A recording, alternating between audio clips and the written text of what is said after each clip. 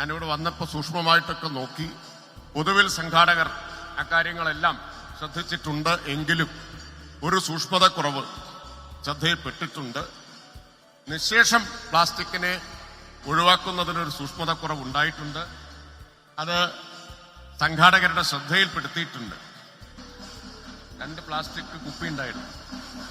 MLA അതെന്താണെന്ന നട്ടിൽ ആകാംക്ഷയോടെ നോക്കുന്നുണ്ട്. അതുകൊണ്ടാണ് ഞാൻ പറഞ്ഞത് 2 പ്ലാസ്റ്റിക് കുപ്പികൾ ഇവിടെ വെച്ചിരുന്നു, അതുകൂടി ഒഴിവാക്കേണ്ടതായിരുന്നു.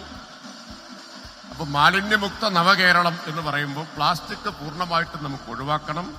ഇപ്രാവശ്യത്തെ ഓണം കേരളത്തിലാകെ ഹരിത ഓണമായിട്ടാണ് ആഘോഷിക്കേണ്ടത്.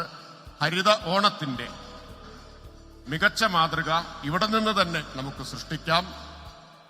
മഹാബലിയെ വൃത്തിയുടെ ചക്രവർത്തിയായി കൂടി നമുക്ക് ആഘോഷിക്കാം എന്ന് പറഞ്ഞുകൊണ്ട് ഒരിക്കൽ കൂടി എല്ലാവർക്കും ഹൃദയം നിറഞ്ഞ അത്താശംസകളും ഓണ ആശംസകളും നേർന്നുകൊണ്ട് ഞാൻ എന്റെ വാക്കുകൾ നിർത്തും.